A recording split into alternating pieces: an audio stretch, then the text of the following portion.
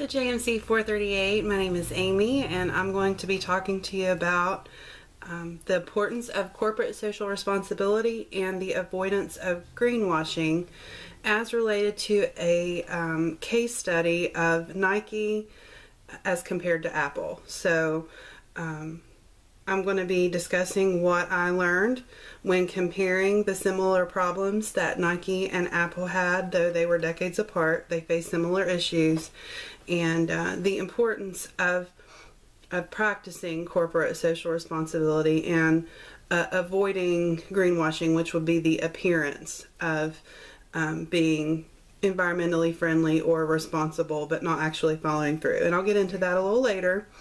But to start out, the success or failure of a company is dependent upon many factors: a good, effective business model, ethical business practices, hard work, and a good relationship with the media and the public are all a part of the picture, and that all those things contribute to the success of a business. However, if the foundation and the practices that the company are built upon, if it's shaky, or if there are holes in the foundation, there's going to be some problems along the way.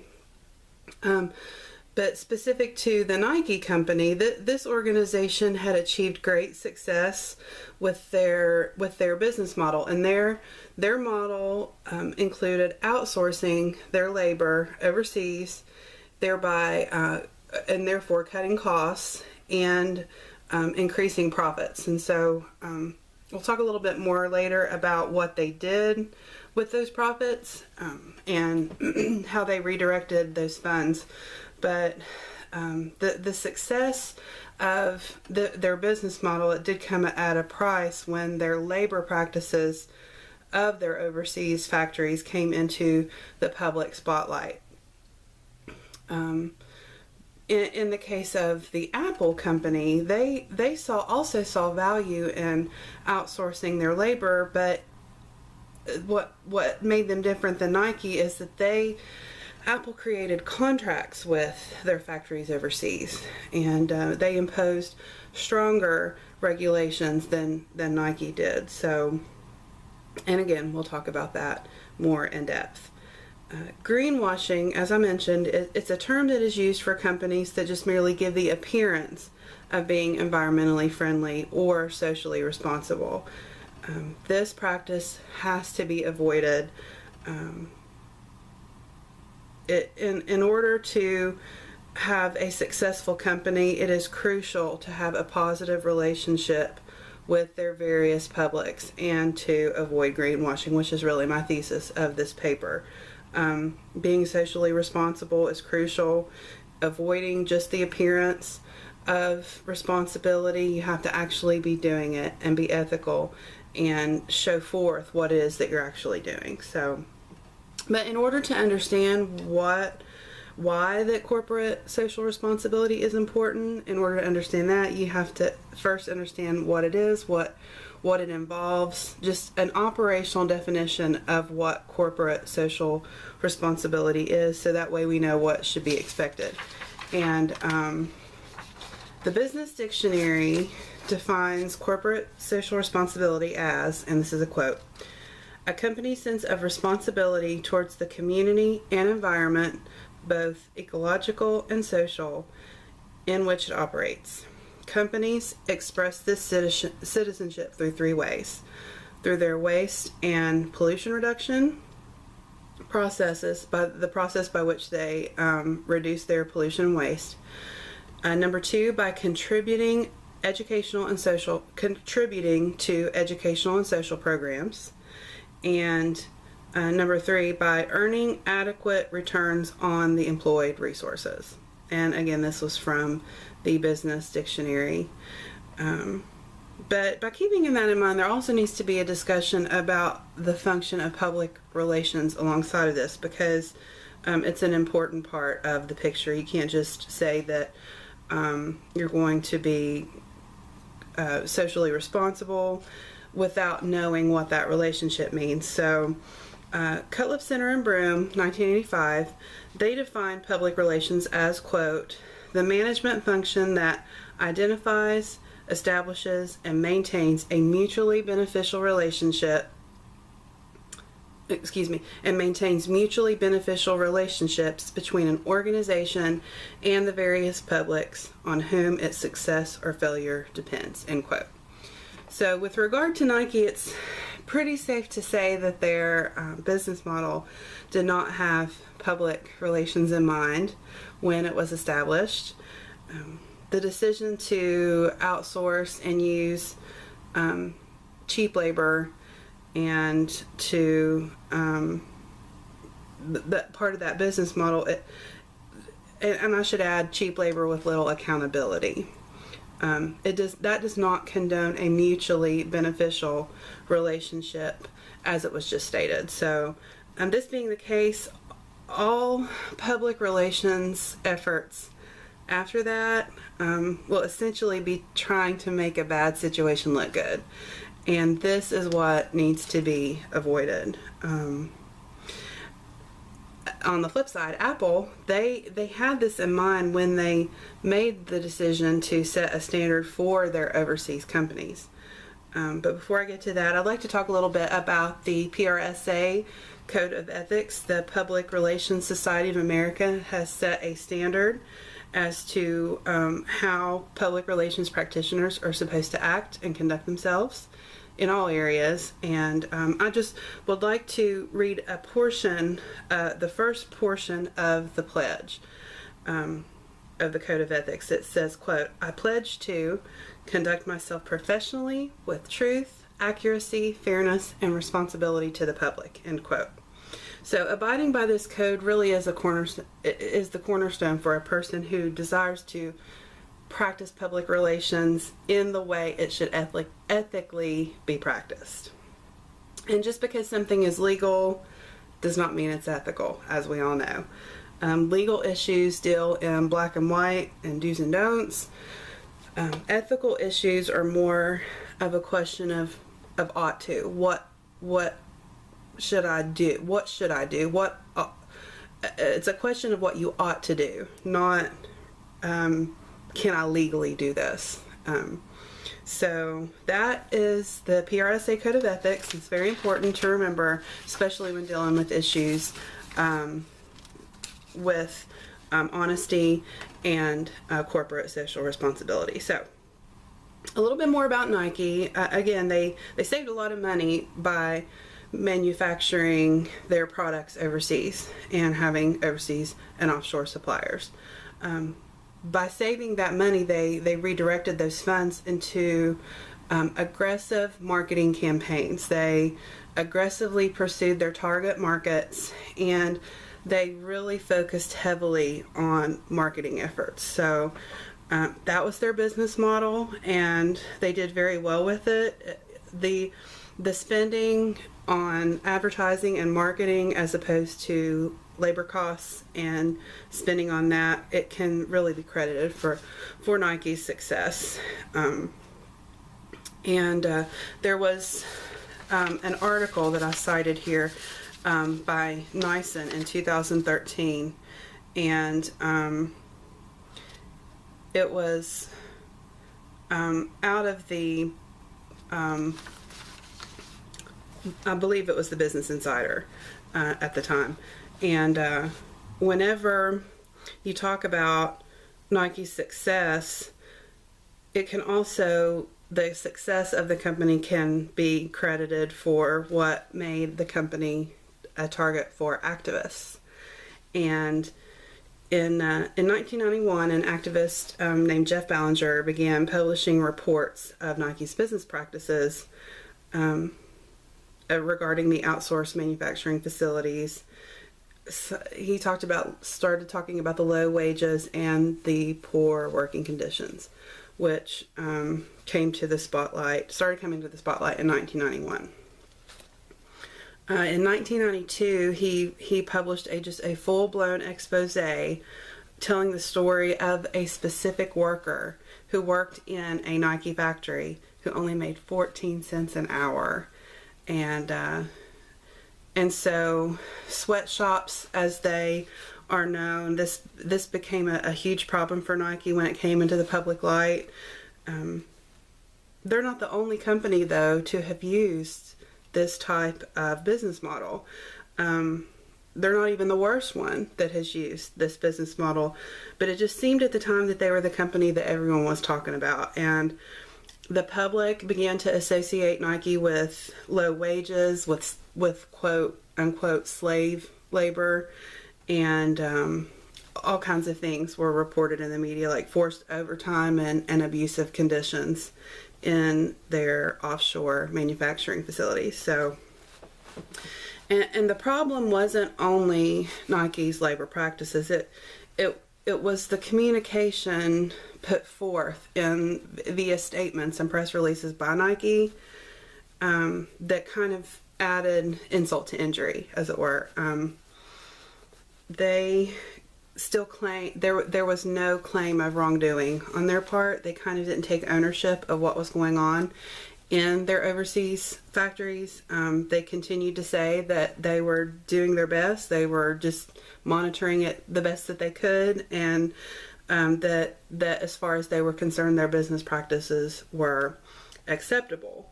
And several attempts during this time were made to restore their image. They established a code of conduct, they released statements about new labor initiatives, and they even published a corporate responsibility report.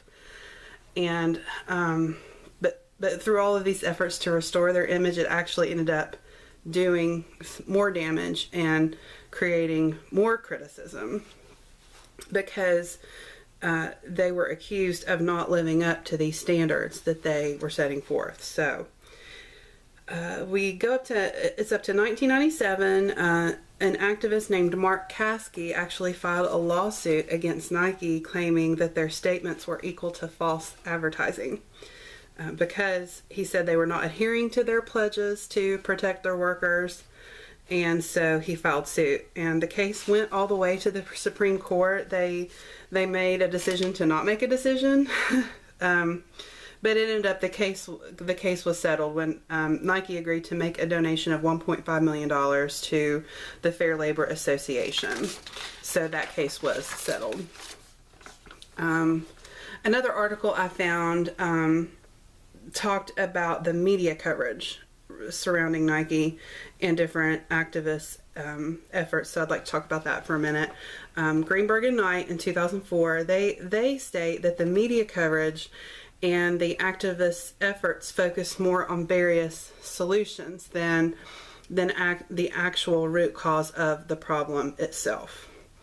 And their discussion was really not about the labor practices and the business model of Nike as much as it was the representation of the sweatshops in the mainstream media, and the perception that was created because of the coverage. And their conclusion was that social, political, and cultural issues were at play, but all of those boiled down essentially to economic problems. So it had to do with the representation of Nike, which can be related to a public relations issue. So, but where in the past Nike had been an industry leader, they had aggressively pursued offshore manufacturing. It was one of the core components of their just overall business strategy, and it was the same business strategy that had kind of been the catalyst for the company's success, but also was their biggest criticism.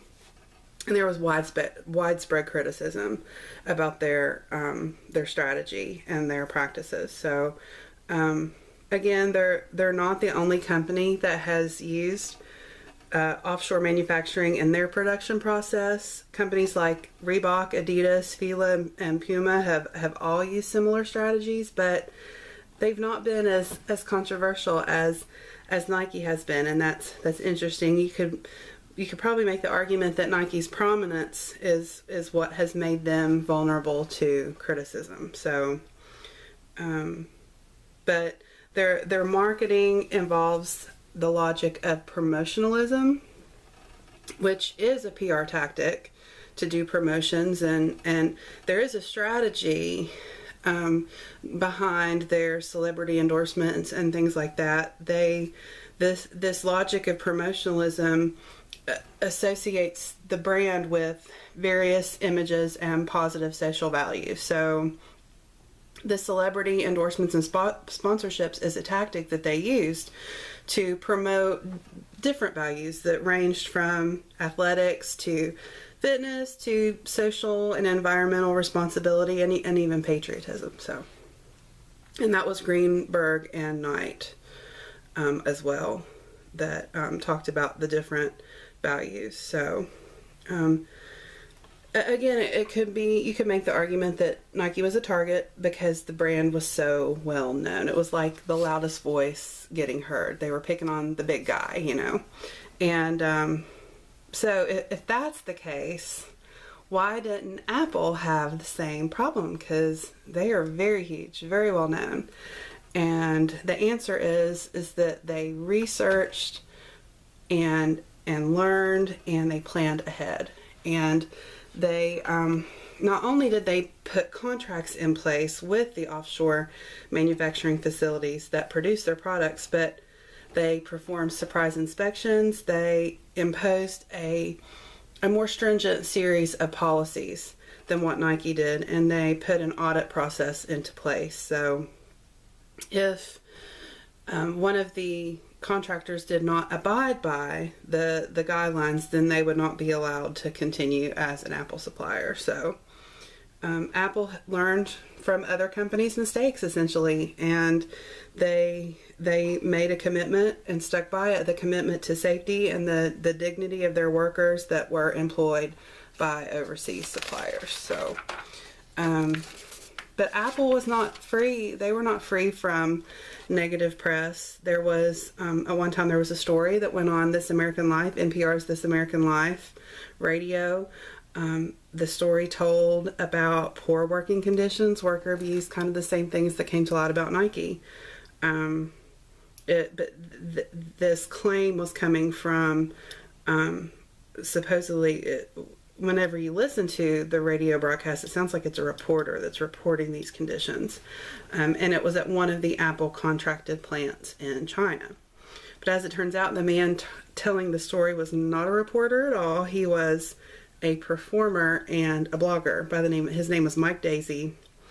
And his allegations turned out to be completely false. And so, because Apple, though, had planned ahead, researched, and learned from other companies' mistakes, they had previously established a good relationship with the public and the media. It was a brand that the public trusted, the media, they had a good relationship with media outlets, and that really helped them whenever these allegations came to light. And the media was very quick to work on Apple's behalf to refute the allegations that turned out to be false. So in the end, Apple had to say very little regarding the situation with Mike Daisey. The truth kind of ended up speaking for itself, but they had, Apple had the media and the public on their side because of that mutually beneficial, that two-way communication, the previously established relationship before the crisis came. So that's really important. That's something Apple had. It's something that Nike did not have. And I really want to make sure that I make that point. So there's just a big difference between Nike and Apple when it comes to corporate social responsibility. Nike merely just tried to put forth the appearance that they were working on it, that they were trying to be responsible, and they use, as I mentioned before, various tactics, marketing. They tried policies, press releases and statements, but Apple did not just portray the image, they practiced it, and that's the big difference, and it's a huge distinction. Nike, they do, and all companies do, all companies have a responsibility to monitor the working environment, and even though it's overseas, they have a responsibility to the contracted workers that are employed in their overseas operations, and there has to be a follow through. There has to be some accountability there. And and just for an example, the to bring that to light or make that a public relations issue by saying, this was mentioned in one of the questions at the end of the chapter. Would it make it better by saying something like a low wage is better than no wage? That is not a good public relations strategy at all. It's still trying to make a bad situation look better, look like something it's not. It's dishonest. It's not good public relations practice. So it would be not wise to say that. It would not be a good strategy. The working conditions and the environment in these for both Apple and Nike, it's not just an operational issue. It's a public relations issue as well. But in the case of Apple, the research, the strategic planning, all of that, the effective communication internally and externally were just a critical part of why Apple was able to weather their storm. And perhaps if Nike had planned a little bit more ahead of time, done a little more research, the aftermath of the negative media coverage for Nike and just the harsh scrutiny, the criticism of their business practices, it may not have been so damaging. So that's my case study. If you have any questions, you can email me at mcallister9@marshall.edu. My name's Amy, and thank you.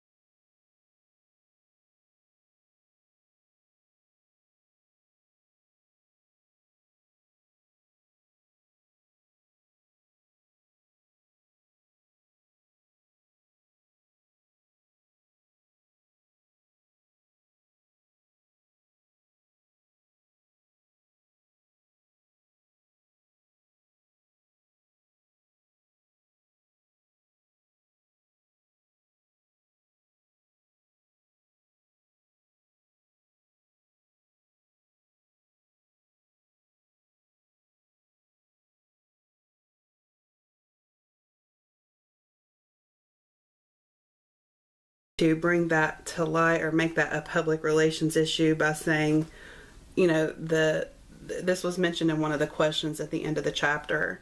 Would it make it better by saying something like a low wage is better than no wage? That is not a good public relations strategy at all. It's still trying to make a bad situation look better, look like something it's not. It's dishonest. It's not good public relations practice. So it would be not wise to say that. It would not be a good strategy. The working conditions and the environment in these for both Apple and Nike, it's not just an operational issue. It's a public relations issue as well. But in the case of Apple, the research, the strategic planning, all of that, the effective communication internally and externally were just a critical part of why Apple was able to weather their storm. And perhaps if Nike had planned a little bit more ahead of time, done a little more research, the aftermath of the negative media coverage for Nike and just the harsh scrutiny, the criticism of their business practices, it may not have been so damaging. So that's my case study. If you have any questions, you can email me at mcallister9@marshall.edu. My name's Amy, and thank you.